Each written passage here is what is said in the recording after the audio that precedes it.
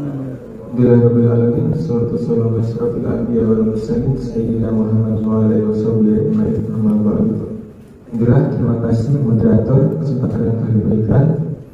Izinkan Al-Fatihah bertanya memaknai peristiwa hijrahnya Rasulullah SAW. Sungguhnya ada ibrah yang sangat penting bagi umat Islam dari perjalanan tersebut. Dari ibrahnya adalah bahwa Rasulullah SAW ke Madinah untuk berhijrah menuju Islam kafah. Hijrahnya yang membawa kebaikan tidak hanya bagi beliau saja, tapi membawa kebaikan bagi seluruh umat yang ada.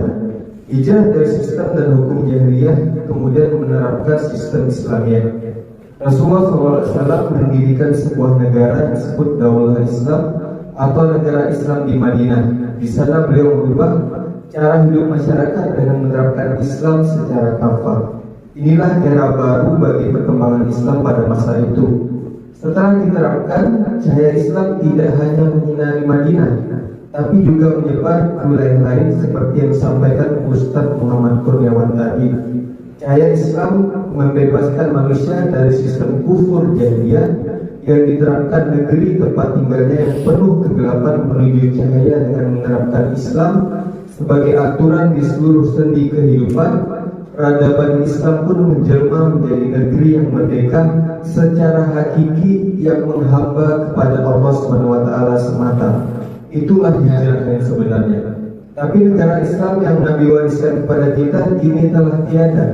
Dikerangka oleh musuh Islam kurang lebih dari 50 negara sebagai negara jajahannya, hingga umat Islam tidak berdaya dan terhina, menderita di mana-mana karena diterapkannya sistem jahiliyah buatan manusia, sistem sekuler yang memisahkan aturan agama dalam kehidupan.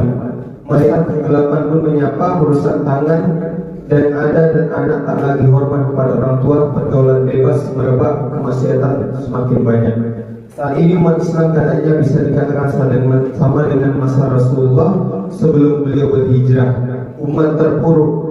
Yang ingin saya tanyakan, apa yang harus kita lakukan dalam memulai langkah perubahan dan hijrah secara kafah sebagai umat Islam, terutama bagi kami para pemuda, untuk perjuangan dakwah ini untuk bangkit memperbaiki keadaan dalam usaha mengembalikan kehidupan dan hukum Islam secara kafah sebagaimana pada masa kepemimpinan Rasulullah dan para sahabat radhiyallahu anhum. Ya, baik.